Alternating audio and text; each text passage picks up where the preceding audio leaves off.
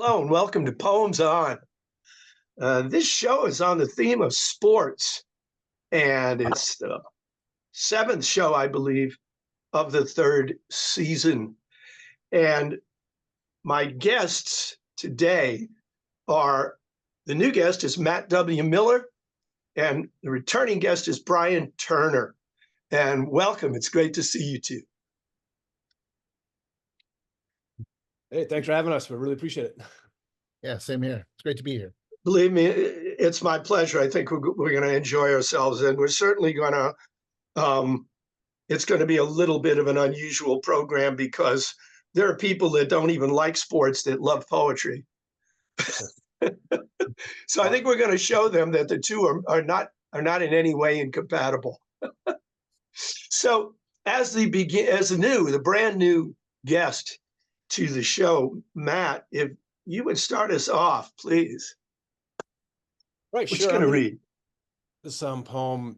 It's kind of, I guess it's baseball adjacent poem, but this is a poem about a kid I basically played Little League with who, some of those guys, you be on a team, you can be good, but then there's that kid that's just great. And there should be greatness there, but he kind of, for whatever reason, he kind of gets lost along the way. And I think my last book, 10 of the River, is there's a lot of boys who get lost along the way. And this is about one of those boys. And it's about a night. My brother and I ran into him at a Packy, which in Massachusetts, if you know, is a liquor store. Slang for up here. So I'm going to read this poem. It's called Boys Beyond the Moon. My brother and I played Little League with Marcus, and oh shit, that kid could hit. And just lights out at short, he balled and ran as mad as winter rivers. So in 10 years later, he walks into the Packy. We're buying bourbon and a sleeve of dip, and see the staples holding together his cornrow skull. We ask him, and he laughs, saying the dude of this girl that he was banging whacked him from behind with a machete when he was walking out of a house party. And for the way he tells us, Marcus seems to feel that this was the worst part, like a move like that was rude or something, like to jump out from the bushes behind porch steps was straight up punk, and now the part in my hair is forever fucked, he says. And then he pays for his case of beast. Then we all bullshit our see you soons, and my brother and I walk out the door onto the busted concrete lot across from the auto body shop and see the lights leaking out from many blinds of multifamily homes lining Concord Street. And we shake our heads and try to laugh the way that Marcus always laughed, staring down Brad Pacheco, pitching him chin music with basses jacked, and all the dust, the sudden dusk, and all our summer ahead of us. Yeah, thank you. You're welcome. Boy, this has so many of the features of good narrative. You really put us there. And I appreciate the fact that you got everything. It's not formal per se. You got everything in short lines. But of course, it's kind of an iambic tetrameter beat there, Is it? Well, you phrase, you're very rhythmic, and you phrase in such an emphatic and conversational way that even where it is regular, you never get a sense that it's constrained by being regular, because you put us right into the rhythm of telling this story. So yeah, that's it's cinematic to me. You can see the crease in that guy's skull. Yeah, it's interesting because it's like in the moment, so you're right there with it, but also feels like the whole history of a time, Yeah, it just I love when poems can but also be global, at the same time. Yeah, there's quite a lot of in quite a few of the poems that we're going to be reading and listening to. There is a sense that, they're grounded, many of them, in childhood events or youth events. But this is an example of one that puts the young event into the context of later on. And I was thinking about sports as a theme in general, and I was thinking that, sports is a human activity. It's kind of like a trial run for life and death, for mortality, where there's life after death. You get to learn something after the end of the game from what you put through it. And I mean, the irony here, Matt, you said it in the introduction, there's no shortage of talent and there's no shortage of great beginnings, but there sure is a shortage of great endings. Yeah, that's well put. I think I was thinking about the word nostalgia that comes from the Greek, meaning to return with an ache or longing or pain even. Yeah. So you go back, nostalgia, we think it was like, oh, the good times, but it's, there's a lot of stuff underneath those good times that make it kind of hurt a little bit. Absolutely. Yeah, and we're going to see the issue of mortality and the progress of life again and again. So that brings me to you, Brian, because I'm not sure which one you're going to read first, but all your poems have that quality. So what's going to be your first one?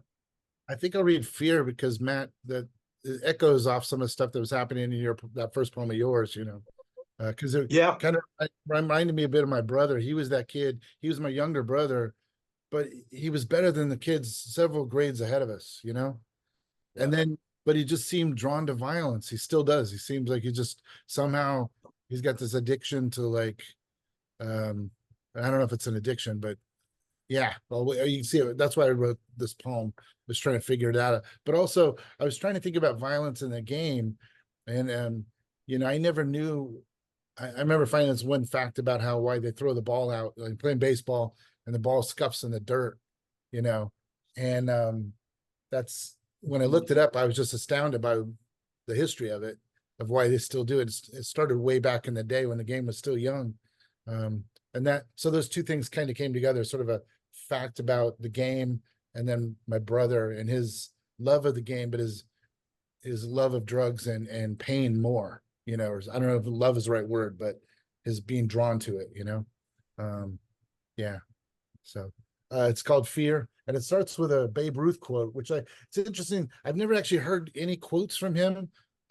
He doesn't seem to have a voice. It's always people talking about him, and you always see images of him like hitting the thing and then like running around the bases and stuff, and he's standing there smiling and stuff, but there's no voice, You don't know his great quote about Herbert Hoover? Yeah, what's that? He signed it. It was Hoover was president, and he signed. Ruth signed a new contract with the Yankees, and somebody said, "Babe, you're making more money than Hoover," and Babe says, "Yeah, I had a better year."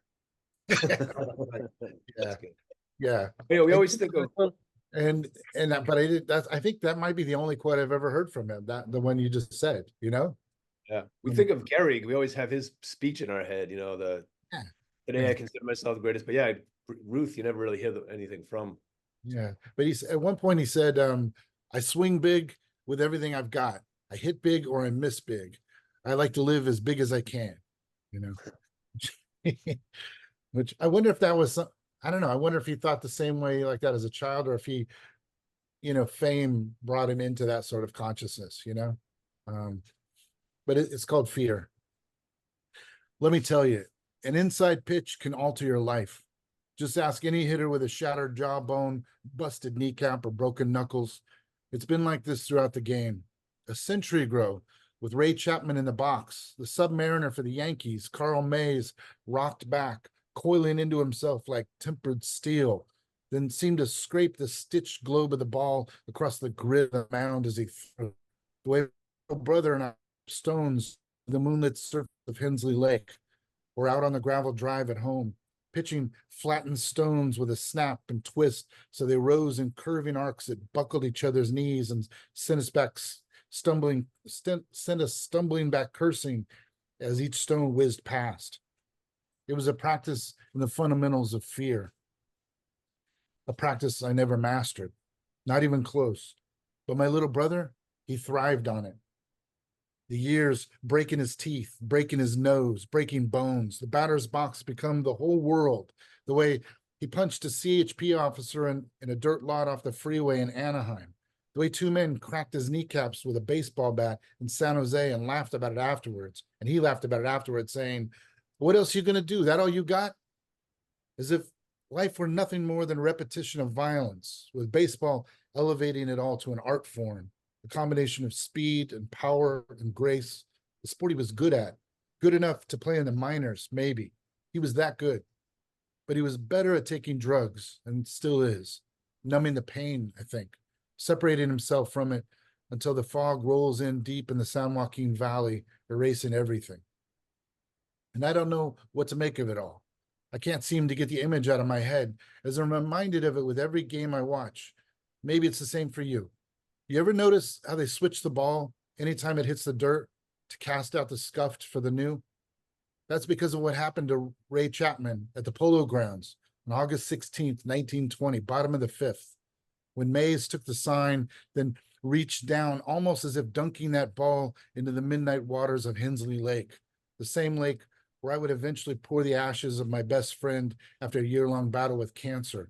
The same waters we'd all fished as kids, lifting the cold bodies of catfish and bass from the deep, slick and silver, their mouths gasping a secret about death. Same as the pitch rising from the shadows of the mound to stun the batter and everyone there. The sound of it like the crack of a bat, and Chapman bleeding from his ear, still trying to get to first base. That's what I think of every time the catcher swaps the ball with the umpire, a new ball being brought into the game. I'm thinking of Chapman dying, the only player ever killed by the game. Though I know that's not true, because I'm thinking of my brother in that burnt summer field, the officers gathered round to beat him down, the men in San Jose swinging aluminum in the night, the way he never steps out of the box, the way he always leans in, the way he cocks his head, waiting for it, waiting for the hardest pitch I can throw from childhood, where we studied it, where we learned it all. Thanks, man. It's a long one. I appreciate your patience in hearing the whole thing out, you know. No, that has to be long. Has to be long. You're saying a lot. So he's looking for it. I mean, he leans over he's looking for it. Oh, yeah. Sort of like Rizzo. He's not just hitting. You know, when Rizzo gets right over the plate and doesn't give the box to the pitcher? That's how my brother's with life. You know what I mean? He's like, yeah, that was a great line. He always leans in. And it's the length of that poem, I think, complements just the kind of baseball in the history that's going through. There's a century in there.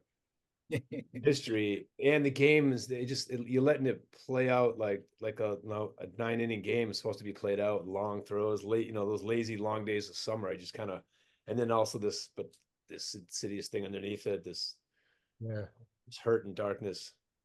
Yeah, I wonder, I mean, it is. Go ahead, please.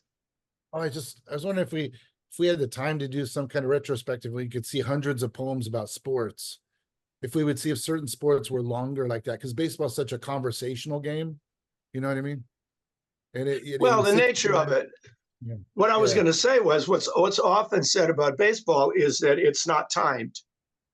I mean, now they got a pitch clock, but generally speaking, it's not timed. You're never in the fourth quarter. You can be in the bottom of the ninth, but you can go into extra innings and you can go forever. I live about 2 miles away from the field where they played the longest professional game ever. It was 33 innings. Yeah. The Pawtucket Red Sox, they didn't even finish it the day they started it. They had to come back the next day. So I think that's part of the nature of it, is that the rhythm of baseball it's built on the fact that time is not running out. If you keep fouling them off, you can stay in the box forever. Yeah. It's almost like the hope that time doesn't run out. Like summer doesn't run out. These days will go on forever. It's sort of what you want, that feeling. And I was thinking like Donald Hall has those long baseball poems, and Gail Mazer, Fathers Playing Catch with Sons. That book is great. Oh, it's a great book, yeah. But even like Gail Mazer is a Boston poet. She has some nice long poems about baseball. I think the baseball poems lend themselves to the. We're going to be we're sitting down for a few innings. We're going to go through this. Right. But let me see. I'm going to make a little bit of a left turn here, because my first poem is not about me playing, even though that's part of what was going on before the fact. I was at the Bucky Dent game in 1978. I had a buddy that called me up the day of the game and said, "Hey, you want to go to the game?" I said, "How are we going to get tickets to that game?" He said, "No, it's the 163rd game of the season. There were no pre-ticket sales. They didn't know they were going to play it until yesterday. So all we have to do is just show up." So we went up to Gate G and we got bleacher seats for $6. And so we're sitting in the bleachers, and this is partly my poem of what I experienced at that game, although there are other parts to that story, and it's also partly to do with what happened many years after the fact. This is called Learning the Wall, and of course, there's a great deal of lore about the Fenway Wall and how Boston left fielders had an advantage over any visiting left fielder because they knew the dents, they knew the trajectory of balls off the wall, and because of their experience.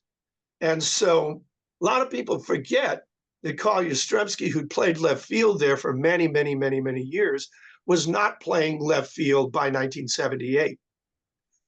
Jim Rice was, but this particular game, he was back in left field. So this is called Learning the Wall. When Dent hit the ball, I looked at Yaz, patrolling left field as he had before, spelling an injured Rice. From my $6 walk-up bleacher seat, I saw the wall at my right hand and knew how well he played it. Years had taught him all the dings and angles, wind direction factored against height, all the tricks the wall would use to lead the fielder in too close or too far back. Yaz would know. No need to watch the ball. I saw him take a few steps to his right, look up, and suddenly he crumpled down into a one-knee crouch. The ball was gone. A Mozart lifetime later, as I watch a YouTube doc on Fenway history, I see Dent swing again from closer up, and suddenly the camera cuts away. The face of one fan fills the screen to stand for universal dismay. It is mine. The expression on my youthful face, not sad so much as marveling at what the Irish call the music of what happens, looks at me through time as if to say that gain and loss are not the point, as they will come. My job must be to look away, not waiting for the outcomes, rather live so as to learn the wall so well that I can see before it happens what will be. Huh. That's great. Was that literally your Terrible. face? Yeah. Wow, Yeah. you found If you go on YouTube and look at 100 years of Fenway, they made it in 2012, the centennial of Fenway Park's opening in 1912. And when they come to the Bucky Dent game, God forbid, and he hits that stupid little pop fly, they cut away to one face, and it's me. It's obviously a detail of I was midway up in the bleachers, so I don't know where the camera was. It had to be down the first base line, but they got it, and they thought I looked pretty representative, so they blew me up. Such a great poem of experience and wisdom and knowing, without having to, just probably the noise off the bat. Yaz knew this one's not going to land in field. I remember thinking my dad telling me about how Ted Williams would get crap for, not shagging balls that he knew they were going to be foul anyway. Yeah. You could see, nope, it's not going to land in. I'm not going to, Yeah, I've never heard that. That's a great little extra detail, because of course I grew up idolizing Ted. I did see him play once, at the end of the 1959 season, which was, of course, he had a bad pinched nerve the last 8 weeks of that season. It's the only season, almost the only season of his career where he didn't hit 300. He hit 256. But I was on the third baseline, and I saw him come up to bat, and he hit this majestic rising line drive that ended up going for a double. It went off the wall in right field. But God, that's carved into my memory, the swing. And that one I did watch the ball.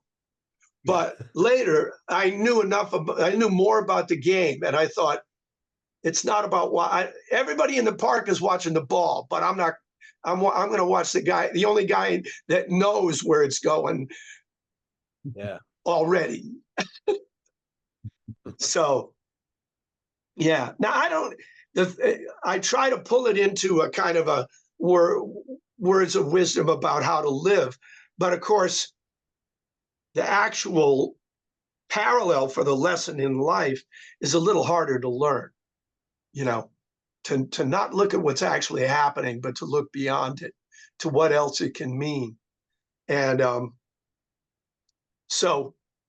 but that's some other time I'll tell you other details I can give you about that game. But I'll tell you this, when the ball was hit to Lou Piniella, he had no idea where it was.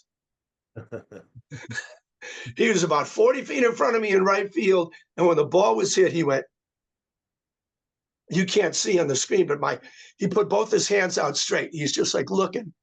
And it came to him on one hop straight to him. He's the luckiest son of a gun in the world. Anyway, so thank you very much. So that's it for round one. Let's go on to Matt's second offering here. What you got? All right, so I might pull away from baseball for a little bit. I'm going to go into more like kind of boxing and football. So my this poem's called Real Life. About 12 years ago, they filmed the movie The Fighter in Lowell, where I'm from, the town I'm from in Massachusetts, where Christian Bale and Mickey, what's his name? Mark Wahlberg. Wahlberg plays Mickey Ward, the boxer. If you ever seen any of these fights on ESPN between Ward and Gotti, they're amazing boxing matches. Yeah, I have seen them.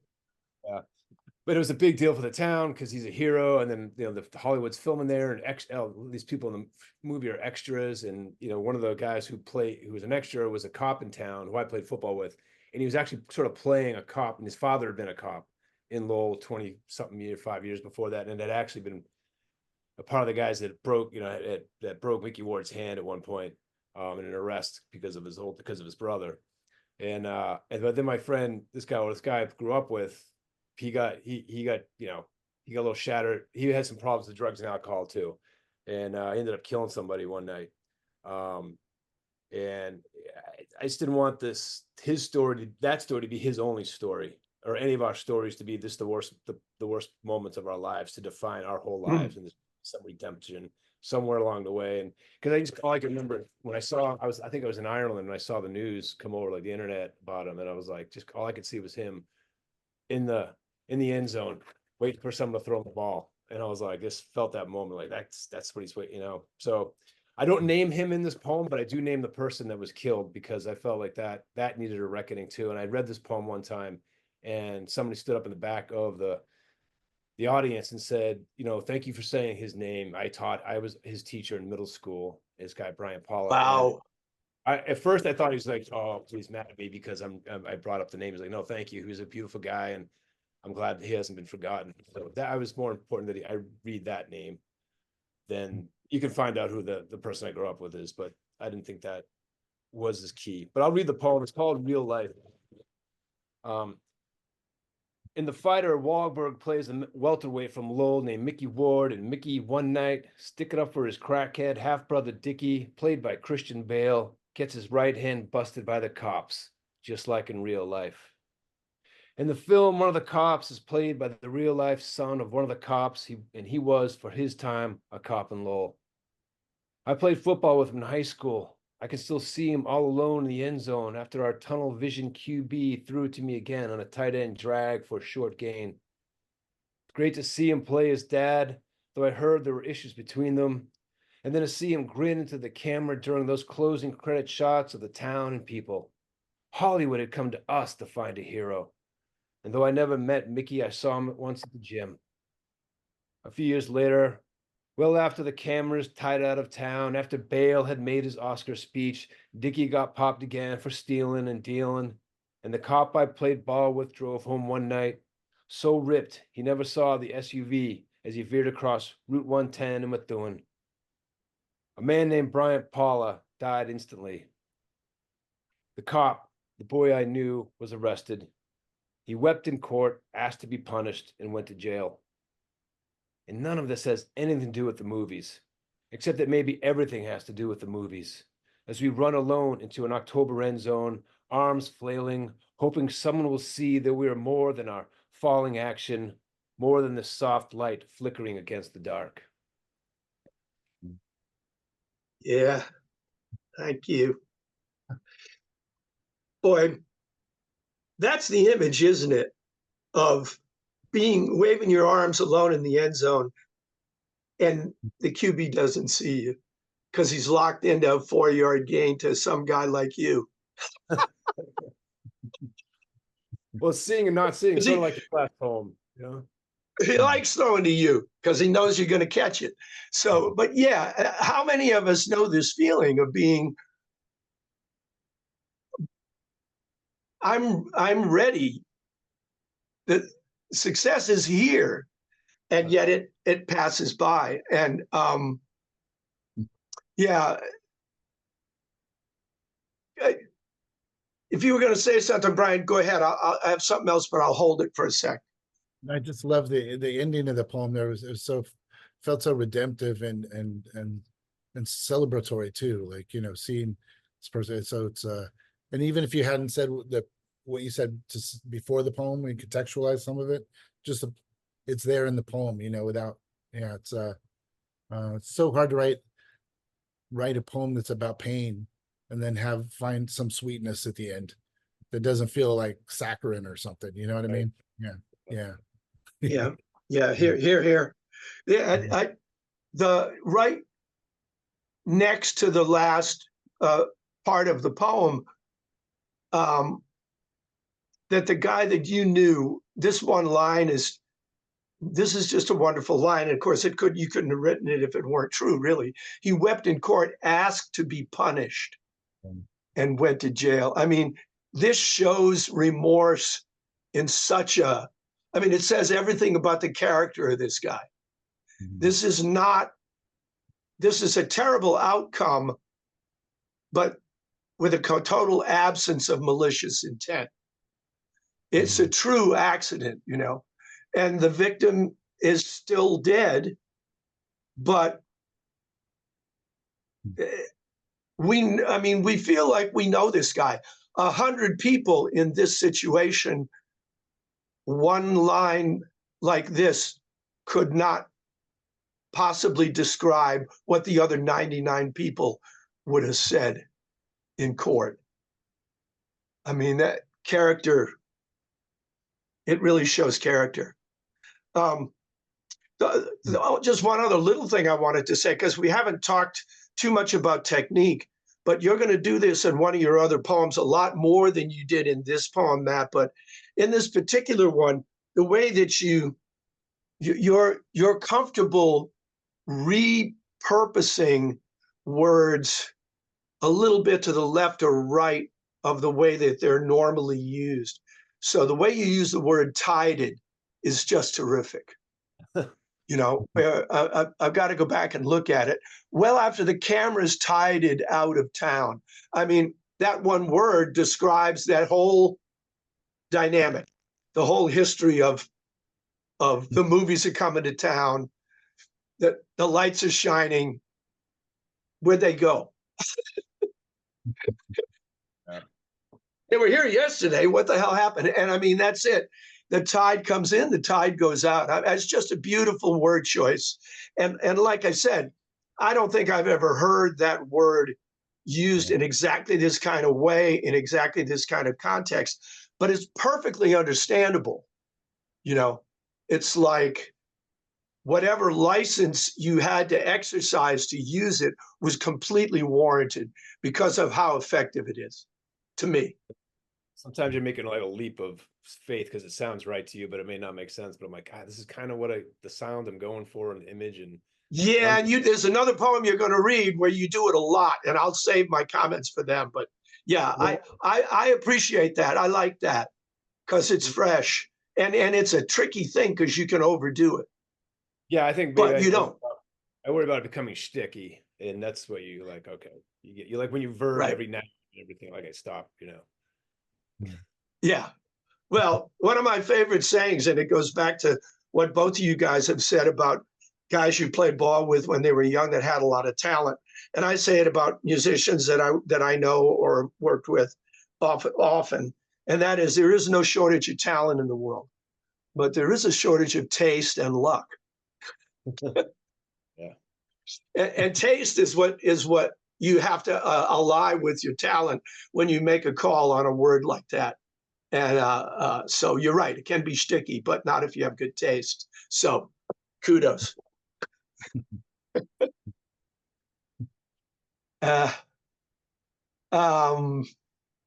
Shall we move on? That's a great movie, by the way. I'm sure everybody's seen the movie, but it's really good. And the actors who play Wahlberg's Dickie's the family, the girls, the women in it, I've never seen better north of Boston accents and attitudes pulled off. It's so yeah, in the movies, but they nailed it in that movie. I know what you're saying. It was like, what was it? Adams. Amy Adams, I think. Amy Adams. She's one of those actresses you're talking about, right? Yeah, she was great. Bale was great. Yeah. I'm like, I knew the people they were portraying too. I'd met them, like, wow, this is surreal. They yeah. looked like them, but they were there. They had them all the mannerisms and words. Yeah, and it's also, and you mentioned this, it is a very nice touch that at the end of the film, during the credits, they've got stills of actual townspeople, right? Yep. There's a lot of townspeople in the background scenes are just, showing up. And then in the credits, yeah, there's a whole, like, they show how the town was part of the process. In fact, this is a great story.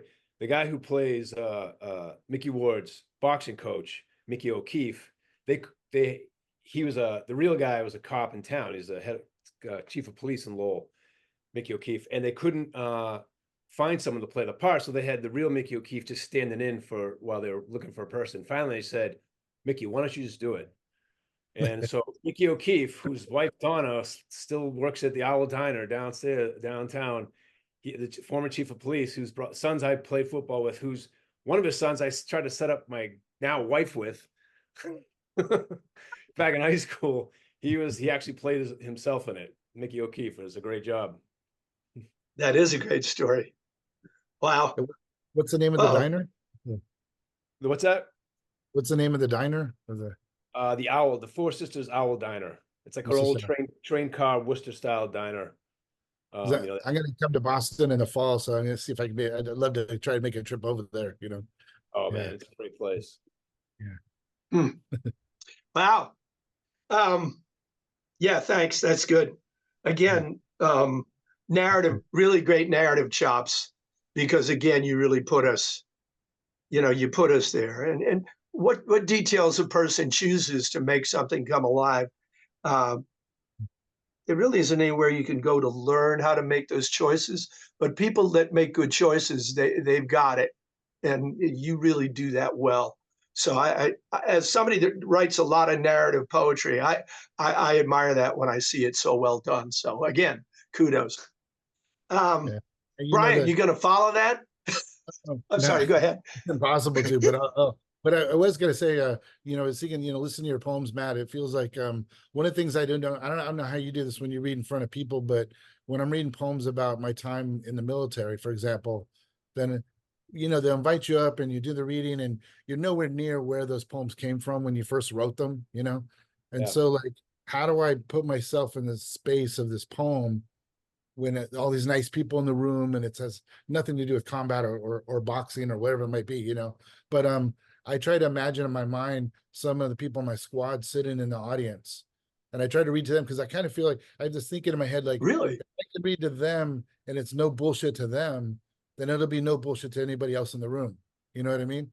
I think that's the no bullshit thing, because I do imagine the people I grew up with, the guys I came up with, and like if they call me out on this. Yeah, yeah.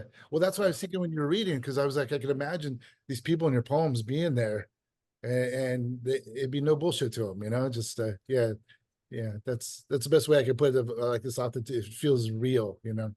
Yeah. Yeah, Although that's a great technique.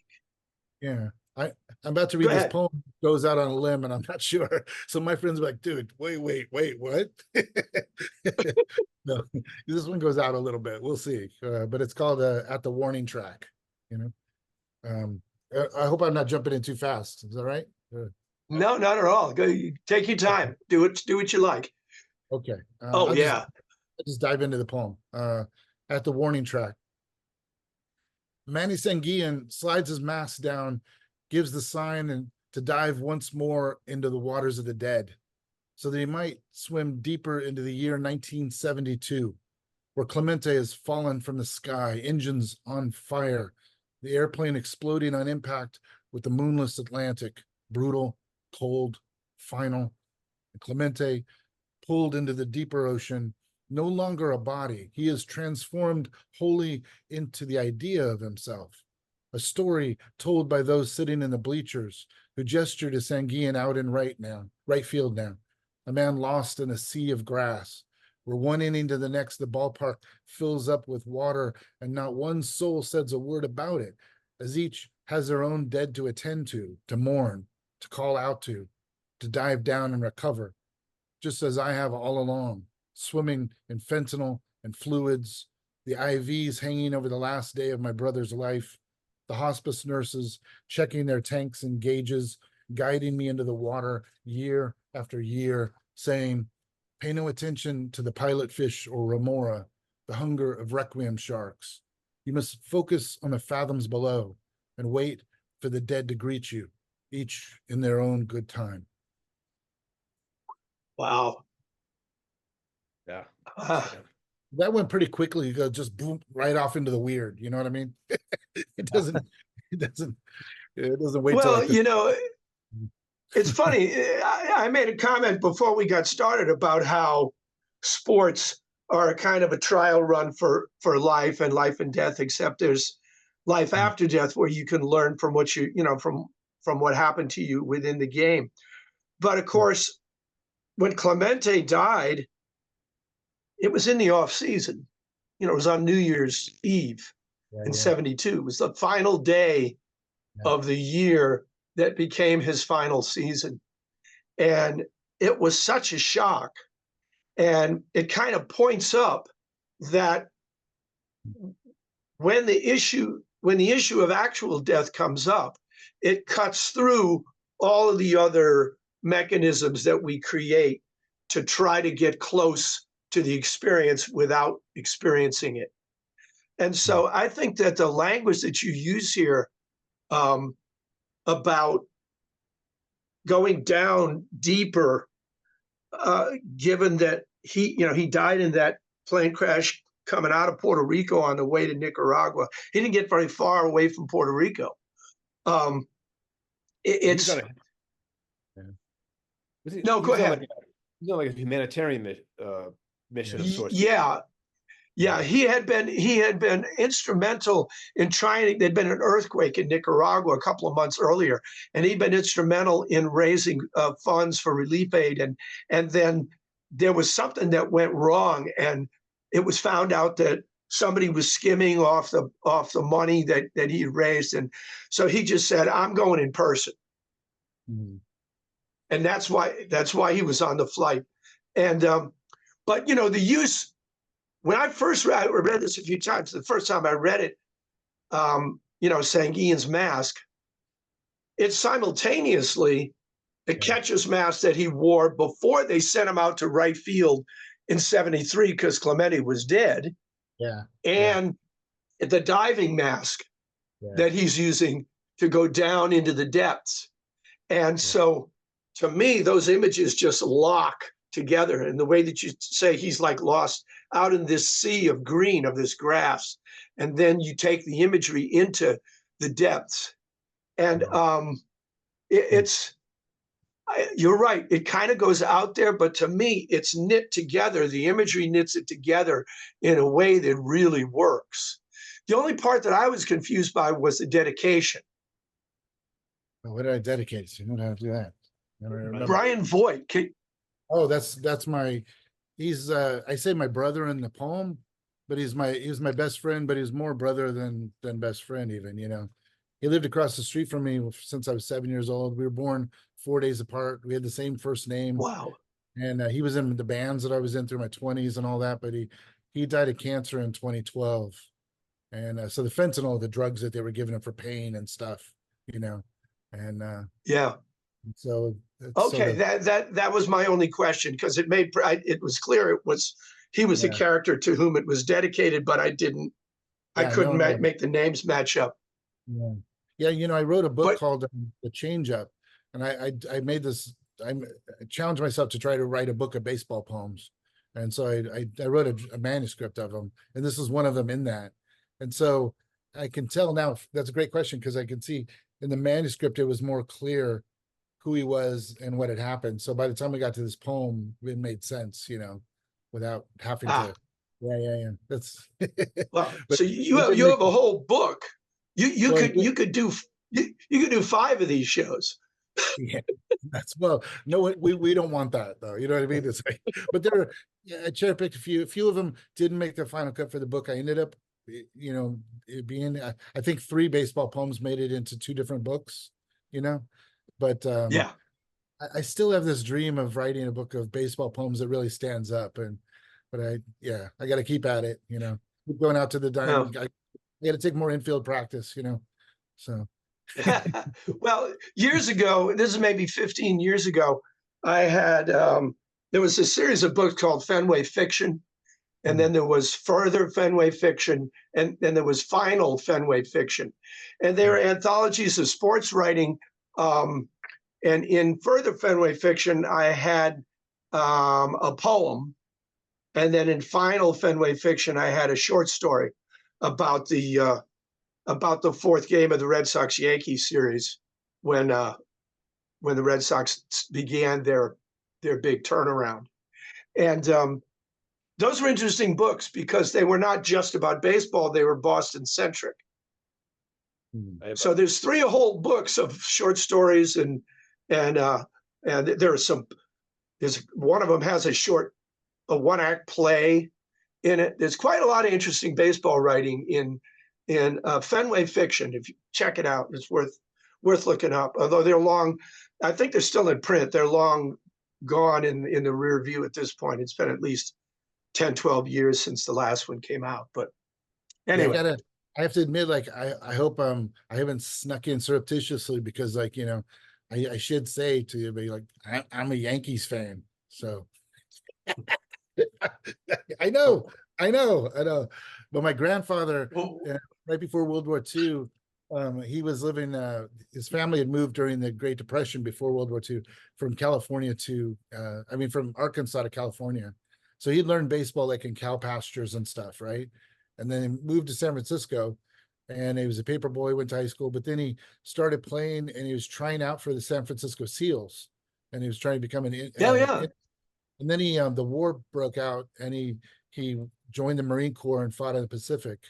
And so I have a Bucky Dent poem that I write from the other side of that experience. Oh! It's nowhere near as good as you had a beautiful poem. It's nowhere near as mine's a little schmaltzy and stuff, but it's about my grandfather out in the infield there's a towering pop-up, and he's trying to catch it, but he's really trying to catch, like, you know, battleships and all kinds of things that are coming down on him. And my grandmother's in the bleachers watching, kind of thing, you know. So well, you didn't have to write a great Bucky Dent poem, because the ball that Dent hit went out.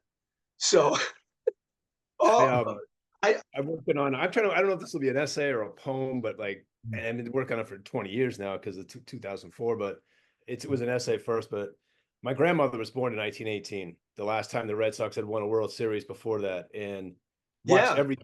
she watched every game. And the last time I saw her was game 4 when they made that comeback. I watched the first 4 innings with her. I came home from a Pats game, actually. My brother stopped at her house because I knew she was getting heart surgery in a couple of days. And I want to watch a few innings with her, but then I had to go grade some papers, so I didn't watch the whole comeback. She actually ended up not making it after the surgery and passing away the morning of game 7. Oh, They beat the Yankees. oh, And we're all crying and cheering and crying and cheering. And my sister-in-law got up on a table and she stood around the room when your grandmother went up to heaven and punched Babe Ruth right in the fucking mouth. So it was a good redemptive moment. It was hard. that's terrific. Beautiful lines. Wow. So, Well, you know, what a book for as much as I grew up, I mean, I grew up in the 50s and 60s. Okay, I'm a generation older than you guys, and so I grew up when the Red Sox were terrible, when Williams was playing in his last decade in the 50s, and then saw them begin to turn things around as we got into the late 60s. But of course, in the early 60s, they were a terrible team. But at the same time, I used to listen to Johnny Most on a transistor radio during the 50s and 60s when the Celtics were winning every year. So we had this kind of balance. But of course, I grew up hating the Yankees. And then over the years, it was, well, we're hating the Lakers. But to me, interestingly enough, I read a thing just yesterday about something that Jason Tatum said to Luka Doncic after Game 5 a couple of days ago.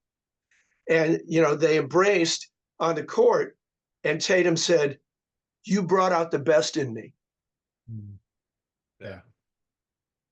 And so part of me hates the Yankees, but they had to be that great. You know, the Lakers had to be that great. No You don't want to beat tomato cans. You want to beat the absolute greatest that there is out there. Ali needed Frazier, you know?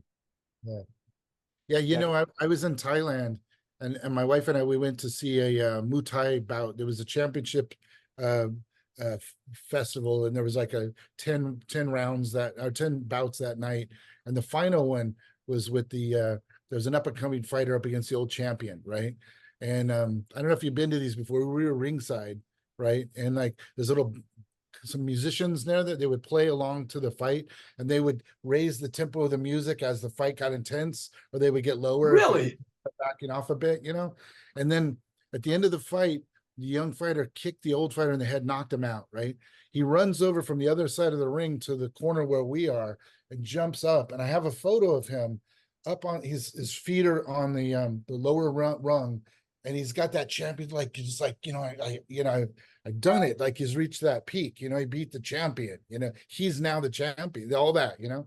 I have that photo, but I wish I would have taken a photo of the next moment, because it's something more profound to me, which is after the brief celebration of that moment, he went across, and when I should say, you could see in that photo, you could see the old champion was down, but he was sort of partway up, and someone was in the ring trying to help revive him, or like get him up to a chair or something, right? But what happened is they got him on the chair, and the new champion went over to him, kneeled down, and then kissed his feet, you know? Yeah. Wow. I've never seen anything in sports like that in my life, you know? And it is exactly what you just said, though. You know, that idea of like respecting, yes. like that's what helps us to become more actualized or realized, you know? Yeah. Wow. Yeah. Thanks for telling that. I mean, like amazing. Brady and Manning needed each other, you know? Yeah. I mean, that's always the way. But I mean, but that moment that you just described, though, Brian, I wish you could have told it about an event here in America. Yeah. But I don't know, the way things are going, how likely it would be. I mean, I'd like to think that it would still happen. I have hope. Did you see great stories in sports? All where someone falls before the finish line and the other person could win, but they stop and then they go That's together. true. There's That's like true. some great people out there that do like find a way to do the surprising right thing. Yeah. Yep. Wow. Well, hey, this is uplifting. All right. Well, this brings me to the it's sad, but at the same time, it's a kind of serendipity, and that is I'm going to read a poem about Willie Mays and playing center field, and I wrote this poem a couple of months ago when Willie was still with us, and we happened to be recording this just 2 days after his passing at the age of 93. And I played center field like for as long as I could. I mean, into my mid 40s, and he was my man. I mean, Ted Williams was my idol as a hitter, but Willie was my idol all round because he could do everything supremely well. So this is about, I'm dedicating it to Willie. It just so happens that it's timely. It's called Where Triples Go to Die, which is, the epigraph says, that's Willie Mays' glove. Variously attributed to sports writer Jim Murray and also manager Leo DeRocher. I've read stories that have both of those guys saying his glove is where triples go to die. So, okay. A lifetime playing center field will teach you. You don't start moving when you hear the crack of ball against the bat, or even when you see it hit. By then, it's far too late. It's where the ball's pitched that gets you started, and whether it's a fastball or off speed, jab or drop step, left foot first or right, the way you shift your weight gets you a jump. Then you judge the angle, height, and carry. You like the one that you see all the way, so you can run to where it's coming down. You can relax and pound your pocket twice and stand there casual and let it come to you, the lazy fly ball, can of corn. It rises, stills, then drops down in an arc and settles like a feather in your glove. The toughest one to track is high and straight over your head. You have to take your eye off it and turn to run. You won't see it again until you reach it. So you guess. It's best that you don't leave your feet, but that's not up to you. A sinking liner or a ball against a fence or off a wall will force you to gamble. In full stride, you leap or dive. And if you make the catch, you've got to brace yourself to hit the ground. Willie caught a sinking liner once, hit to his right. He had to stretch his arm across his body, launch himself out flat. He caught the ball backhanded. As he fell, he tucked his elbow, glove against his chest to shield it from the jolt about to happen. He collided with the ground so hard it knocked the wind out of him. He lay there, face down on the field. He didn't move. His teammates ran to him. They turned him over. The ball was safe, still nestled in his glove. He was unconscious, but the ball was still in his glove. Just wow.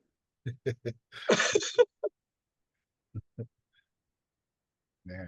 So God bless Willie Mays. The favorite thing that, my favorite quote from him, well, there are two. One was late in his career when he ended up with the Mets, whom, Brian, you may have heard of. They also played in New York. Something about some other team, but it's right. Yeah, I understand that. Well, the Giants used to be there too, and the Dodgers, but I get it. Anyway, he was interviewed, late in his career when he was still playing center field. He played center field right till he was 42 years old and probably shouldn't have been out there. But he was interviewed, and he made a comment, something along the lines of, well, I know how to play center field much better now. And the interviewer called him on it and said, so are you saying that you're a better center fielder now than you were, 10 years ago? And Willie smiled and said, I didn't say that. I said, I know how to play center field better. You know, sometimes your body goes, what, who, me? So that was one favorite quote of mine. And the other was, he was asked about being a 5-tool player. And he said, I don't want to be too good at any one thing, but I wanted to be real good at everything. Nice. Wow. So that's great, because behind that statement is the idea that if he decided to just be a one-dimensional player, he would have been better than everybody. But that's not what he did. It's kind of as I'm hearing you read the poem and looking it over again too, I'm thinking of like I just think of, I've only seen really Willie Mays, in highlights and stuff, but there's a smoothness to his style and naturalness. I think I hear it in the poem too, when you have these moves of rhymes, but they're not necessarily end rhymes, like guess and best and stride, dive, stretch, and chest. They sort of, this musical smoothness comes in, but it doesn't hit you over the head with it by being at the end. It's like it's just smooth. Well, thank you for saying that, but I got to turn it right back on you, because there's a poem of yours that you're going to read where you do that really effectively. And I love seeing those interior rhymes and musical devices, uses of assonance, and you do it. We'll come back to it when you get to that poem. But I don't know, maybe that's what you're going to read next. What are you going to read next? Matt, you see how Al's such a boxer. He's just like, yeah. I know you're going to say something nice, but come on.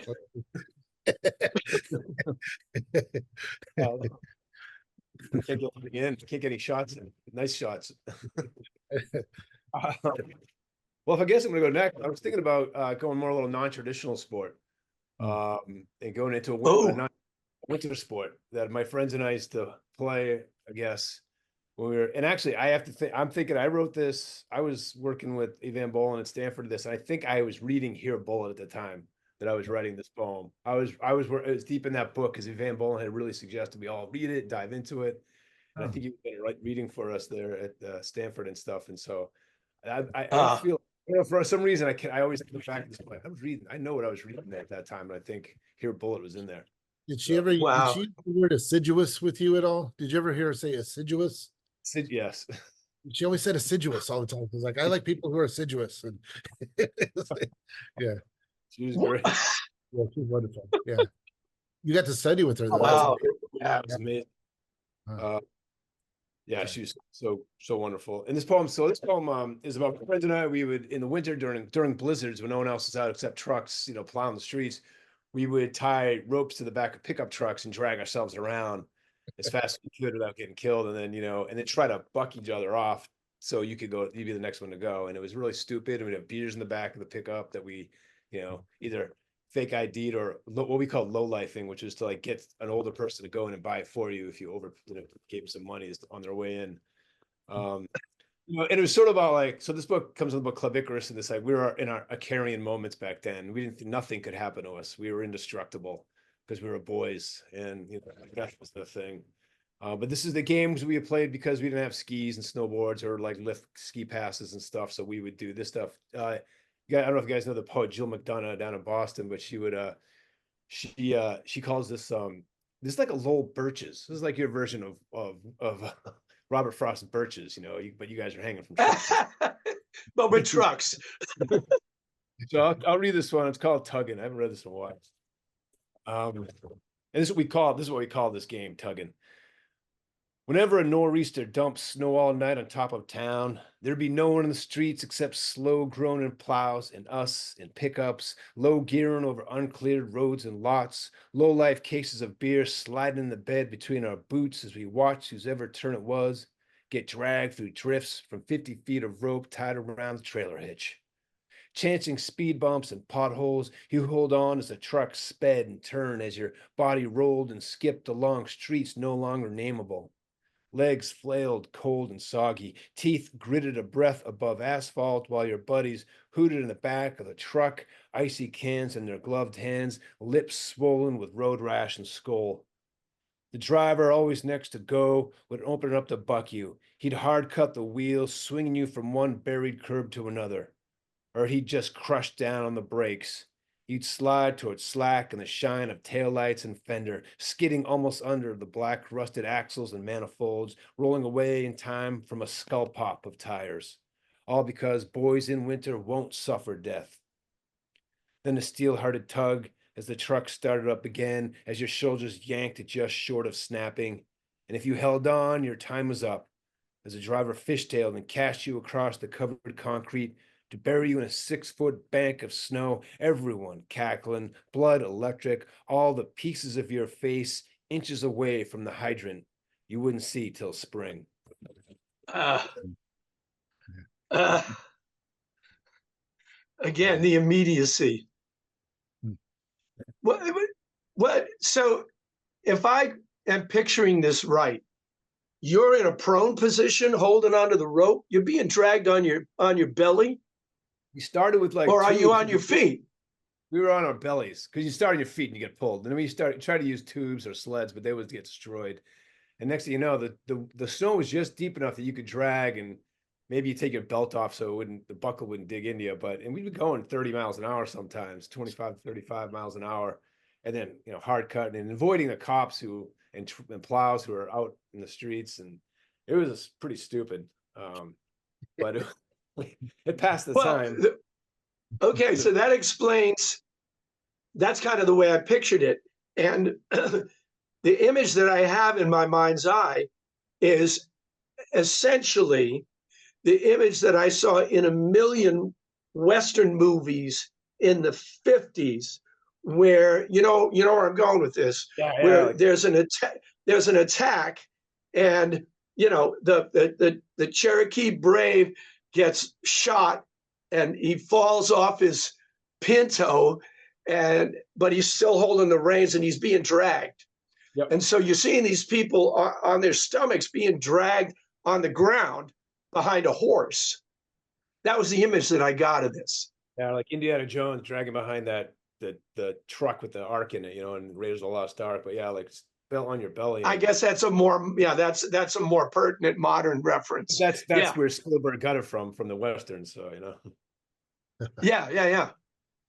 So, well, this is the thing: is this isn't it's not an organized sport, but it does say something about the juxtaposition of fun and danger, doesn't it? The more dangerous it was, the more fun it was.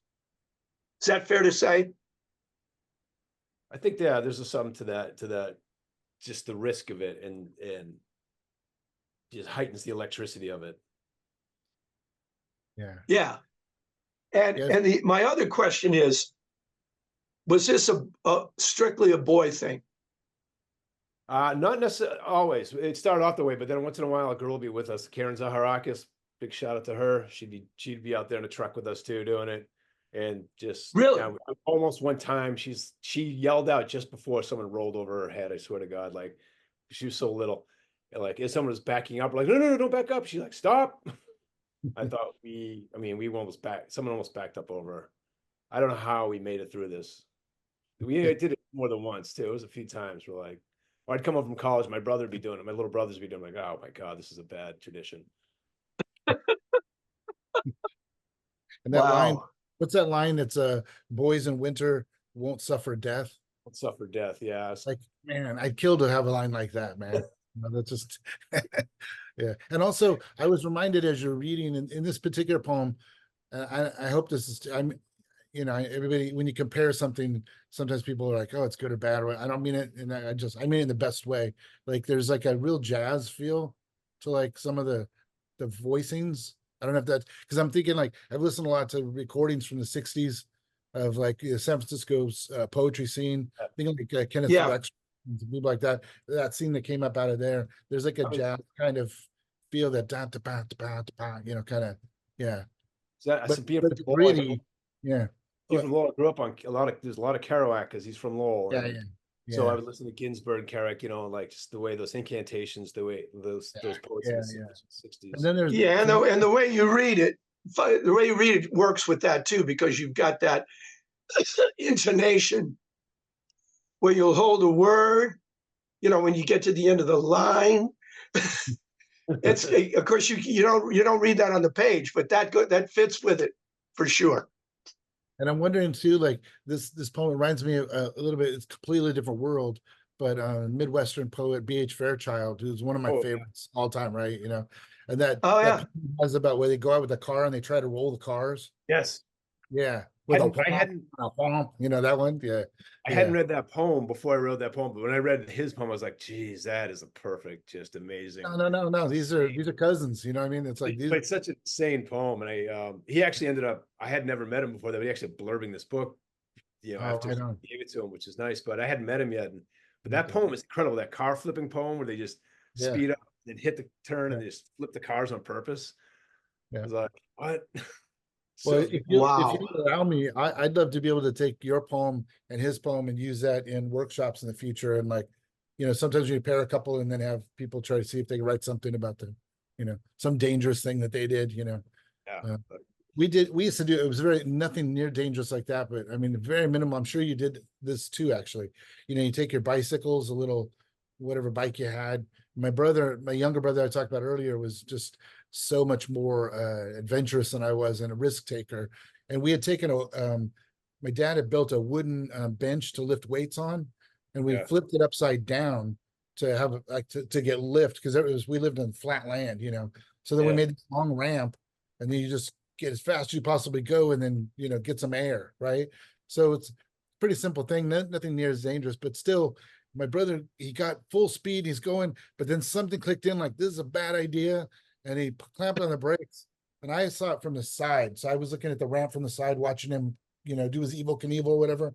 And, but he slowed down only enough to get up to the top of the ramp. The wheel went into that sort of empty space in the frame of the weight bench upside down. Yeah. Locked in, and kind of like, and as an older brother, that was beautiful. You know, I was like, oh, you know, but of course he was okay. He was, but kids take these risks, and like, it is a kind of sport to challenge and see like what, you know, how you jump off diving off the roof into a pool in the backyard.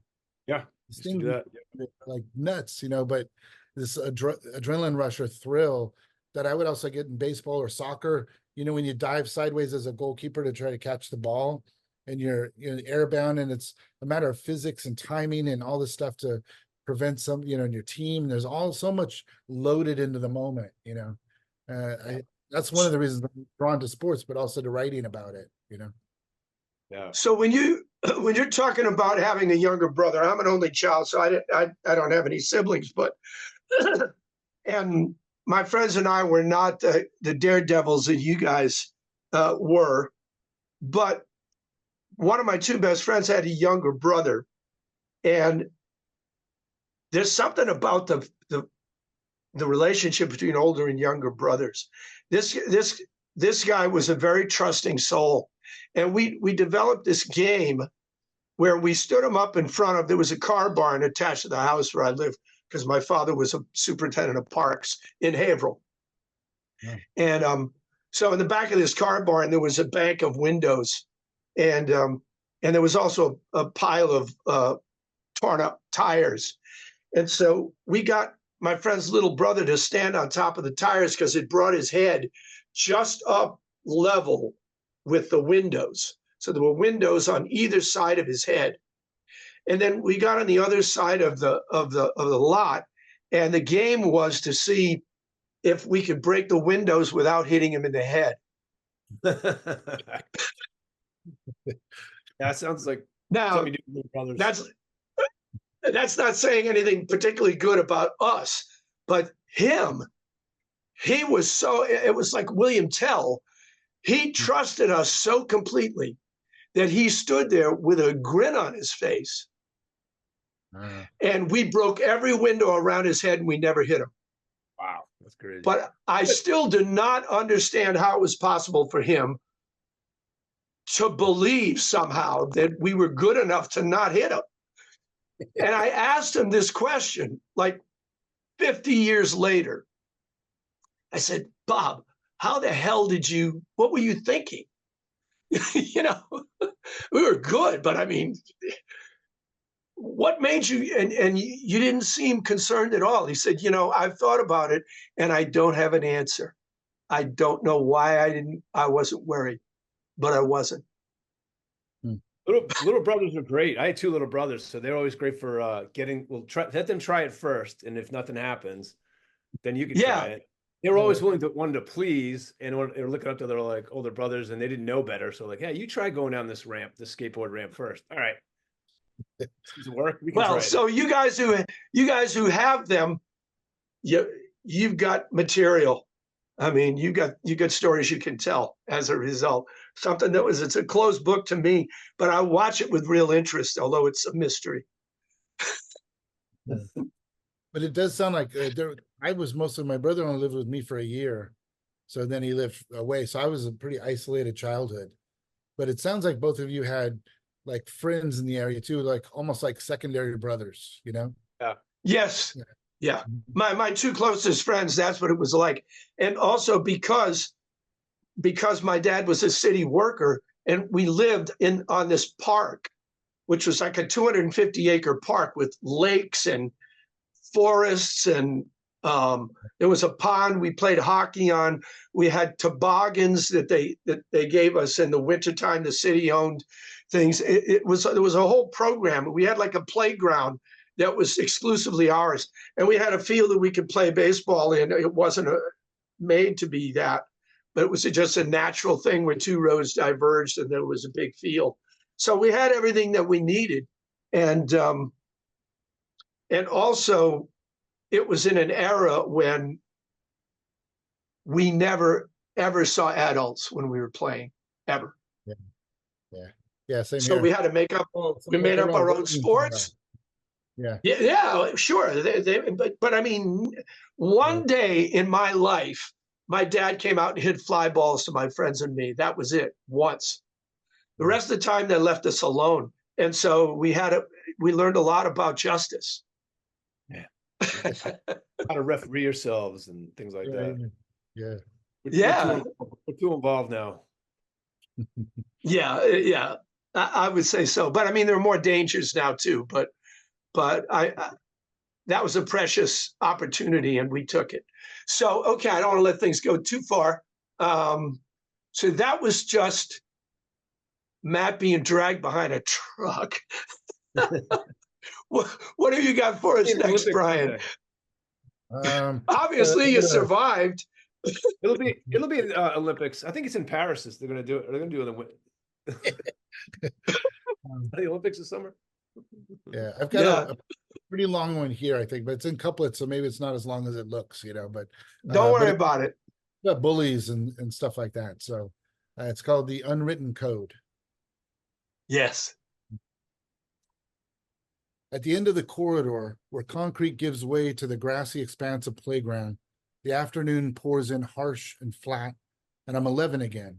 I'm always 11 when I return to this moment, rendered speechless as I discovered the school bully, a sixth grader, whose fists I once witnessed as they rose and fell into my best friend's face, which swelled and bled as he stared wide-eyed into the horror of it, unmoving, standing there just as bewildered as the rest of us. The way I stand here with a hall pass in hand while Yolanda spins that bully in circles, her egg-shaped body easy to recognize in silhouette, already adult-sized and growing, her hands deep in the dome of his hair, locked in, pulling so hard he runs as if chasing his own head as she spins. The only sound, the soles of his feet slapping at the concrete until Yolanda drives his head into the porcelain faucet, bolts it to the wall. Which, yeah, it was like a funk, and it was over. You know what I mean? It's something like this when we're sitting in the bleachers, drinking from plastic cups, telling each other stories from way back when. And then that sound, that quick intake of breath, 30,000 or more in attendance stopping mid-sentence, heads on a swivel, eyes locked in as the batter spins, falls, and yes, there will be fines, of course, suspensions maybe, ejections from the game, sure, that's a given, as relief pitchers sprint in from the outfield grass, because the rules of the game have fallen away. And the unwritten code demands a response. So there's that justice we were talking about, right? Yeah. Someone drilled with the ball, and that will bring Rodriguez or Ventura or Arenado out of the box, helmet off and swinging wildly in the air. The announcer saying, "Oh, a takedown by Farnsworth and a couple of haymakers landed." And this is how the game is played. This is how we've been taught to play it.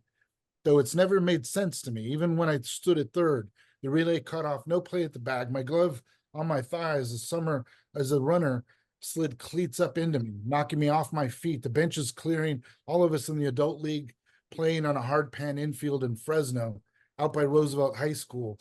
My leg bleeding through the uniform. And I've thought about this often over the years. What was it that brought out his temper? Ugly, mean, sliding over the bag to cut me down, the inning split open in anger and shouting. I think it must have been boredom. That's something I can understand. That emptiness just weighs the air down heavy sometimes. The ice chests filled with cans of beer, just not enough. And the bored girlfriends fanning themselves in the shade, the bored pit bulls panting in the dirt. Same as it ever was, any age. That boredom, that need to somehow feel alive, to somehow make the moment mean something. Or maybe it's shame, some deep embarrassment that leads us to inflict pain, pointless and cruel from way back. That kind of shame. Maybe that's what makes it happen. Maybe that's why.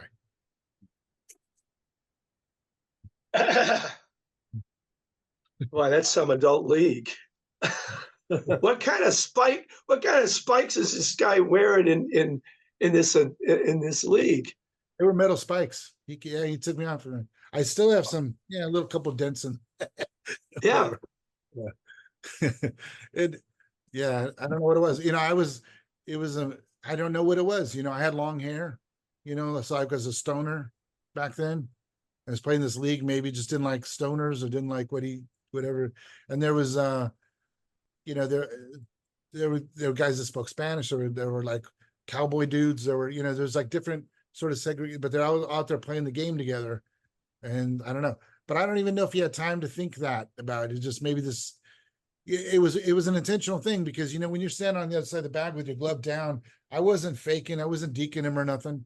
There was, he had the bag clean. It just, it doesn't make sense too, because if I'm not doing that, then he can round the bag a little bit and maybe even go to home. Maybe there's, what I mean? So he just got focused on me and decided to take me out. And people do that. But if he's coming into third and the ball is coming in from, what was it, left field, center field? Center right. But center right. Cut-off man, and I'm on the other side. So, you know what I mean? I'm in right. So then, So is it possible that he did not know that there wasn't going to be a play? That you didn't have a chance on the play? It's possible, but he'd have to be like a baseball idiot, because I'm on the other side. I'm in foul territory instead of the bag racket, or even close to the bag enough to, like, he had to go over the bag to get to it. You know what I mean? Yeah, and his spikes are up. Oh yeah, he came in spikes up, sort of. Yeah. Well, that's just mean. That's what I mean. I was like, Ty Cobb, like the return of Ty Cobb. I'm like, what the fuck? Yeah. So, the only thing he didn't do was file his spikes in the dugout. Yeah. But there, it was hot there too. Summer in the valley gets really hot. People tempers, some of them just need to release some steam, So you just get that anger. Yeah. So the hurt, you need to hurt something because you're hurting. Yeah.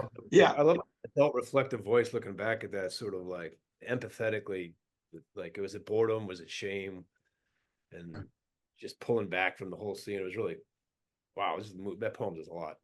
I was thinking of that bully, that bully back in the day, like him sliding into me, like, because he got beat up by Yolanda, Yeah. Or Chad, who got beat up by the bully, like, never again, like all these people, I mean, there's so many different ways that anger could manifest. Yeah. Passes well, on. That was the thing.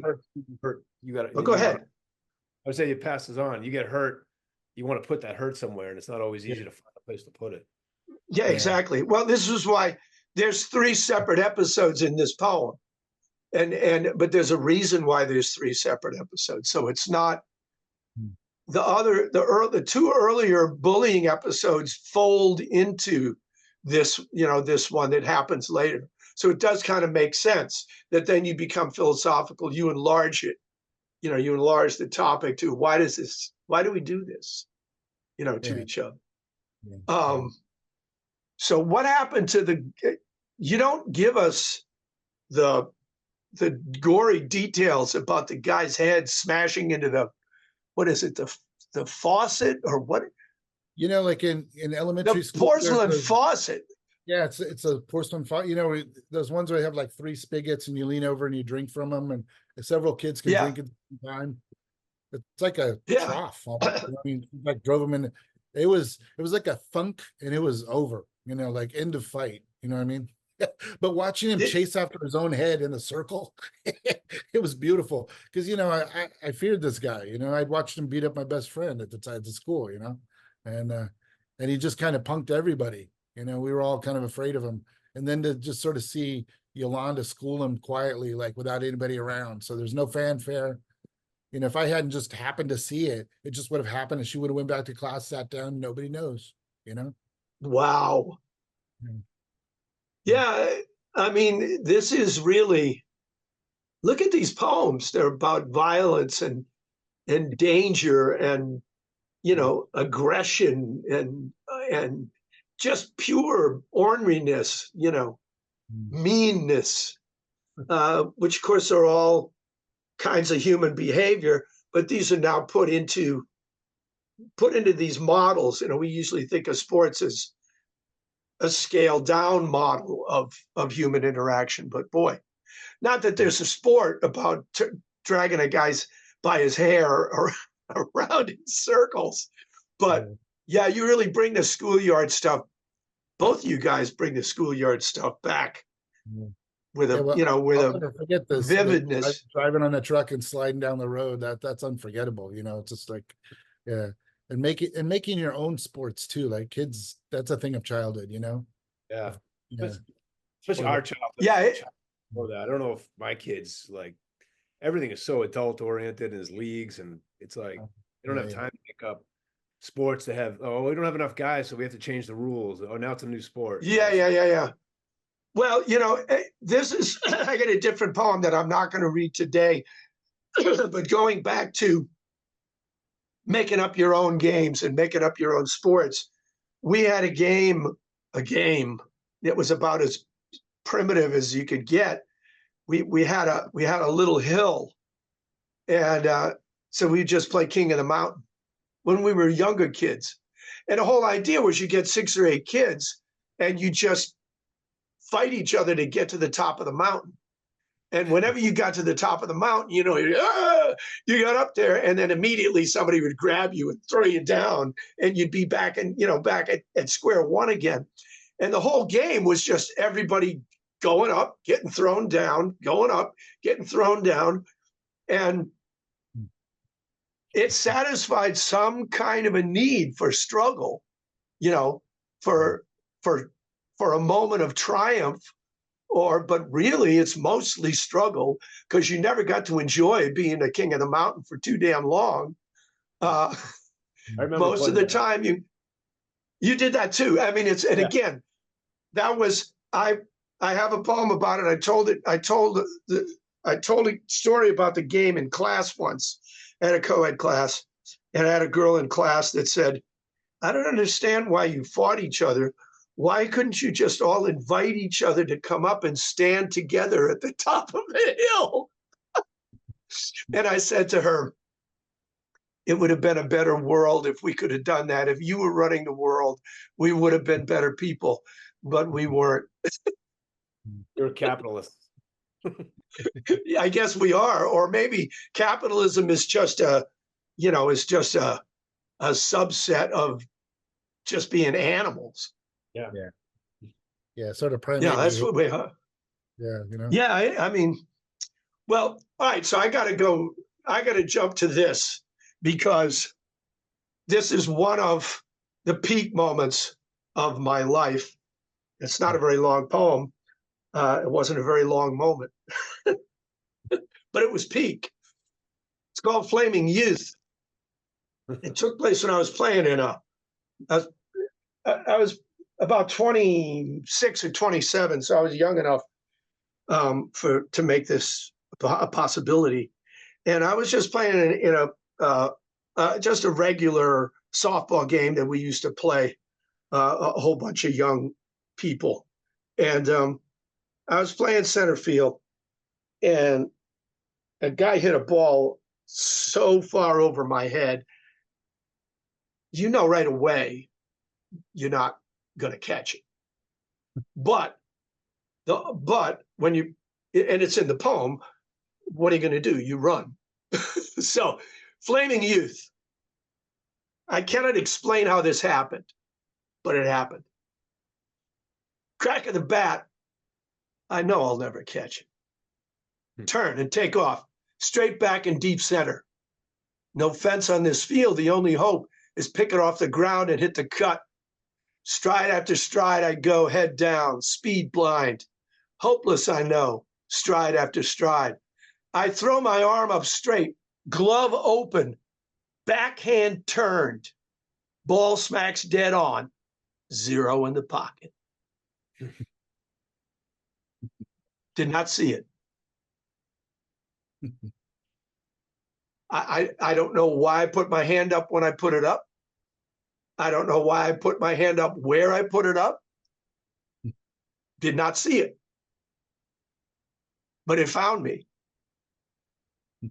So the only lesson I take from this is it's about hope and hopelessness. And on the other side of hopelessness, things can still happen. Yeah. In other words, I ran anyway, just as hard as I possibly could, even though I knew it was hopeless. And then somehow it wasn't. But it would really have been hopeless if I didn't run absolutely as hard as I possibly could. It's a little poem of faith in some ways, or willing to will faith into happening. Well, that's the thing. You would swear that it must be something I made up, but it happened. Yeah. Everybody was astonished. They said, you didn't even look at it. I said, yeah, I know. It's hard to take credit when you didn't. You see the ball go over your head and then you don't see it anymore. And somehow you still catch it. So but that's one that, no, go ahead. I was just thinking from the point of view of the hitter who had a great hit, Oh God. Watched a miracle happen in front of him that takes away his dream, like what? That was that, that's well, you're right. That's the companion poem. But I never thought of writing that poem. Although everybody's been robbed, right? Yeah. Now this one's beautiful. And if you've been left-handed versus right-handed or whatever, you know what I mean? So many variables, and yeah. Absolutely. Well, it's like the thing about Willie Mays' catch. Like, I'm left-handed. So if I was going to my right, I could extend my arm naturally. He had to reach across his body, which robs you of an extra 6 or 8 inches of reach. Yeah. And you've got to go backhanded. I wouldn't have had to go backhanded, but I mean, I wouldn't have been able to get there. So it's kind of hypothetical, but you understand what I'm saying. You're absolutely right. Are you a lefty? Are you a righty? Where is the ball? If the ball was hit, if I didn't run in a line so as the ball was just slightly to the right of my head and as far up as I could reach, that was the other thing. It was as far up as I could reach on a dead run. There was no way that I could have. That it could have worked. Yeah, and so many variables of like the barometric pressure and the wind speed that day, and like the ball itself. Like it's sure. I mean, you get 1,000 fly balls hit to you. You do develop an instinct where it's going to be, where you have to run to. That's why superior fielders don't dive all that much. They run to where the ball is going to come down, and it looks easy. That's why, you know, when Mays was growing up, his idol was DiMaggio. And what they always said about DiMaggio was he never made it look like he didn't like leave his feet. He just went to where the ball was going to come down. So if you can do that, good for you. I guess it might So be a little of like football. In football, they practice this, right? In a sense, like they practice throwing, and you've done this so many times in training, but the conditions change when somebody bumps you at the line, and you know you're supposed to, you turn and the ball's going to be right there, right, landing in your, you know. But that, to me, it still seems kind of, there's like a magic to it sometimes, you know. I caught a ball in a game in college of football. I was playing tight end, and I turned around. I was playing with a broken foot, so I knew it was a step slower. I turned around, the ball was in my arms as I was getting tackled. I'm like, I don't even know how I caught this, how this ended up in my, and it was just there, and I just try not to lose it. But yeah, it's, I mean, this is making me think of like Yali said, like you've caught 1,000 fly balls. I mean, what was that? I think Richard Hugo talks about this in Triggering Town, that Jack Nicklaus moment where like he's hitting a ball out of a sand trap right into the hole, an impossible shot. And some guy's like, I'm so lucky. He's like, yeah, but I find the more I practice, the luckier I get. yeah, that's true. It's just something like throwing up shots from behind, you know, behind the backboard, and somehow it drops in, and just because I practiced that shot. That wasn't a shot that I lucked into. I practiced that shot, you know, 100 times a day. Like, oh yeah. And it's similar with your poems. Like I'm sure you've both written so many poems that don't show up in public. You know what I mean? And over the years, there's all those practice, you know, all that kind of, those different manuscripts that, you know, that the paper that gets written, the stuff that doesn't make it, you know, off the practice field, you know. A lot of foul outs and strikeouts. Wow.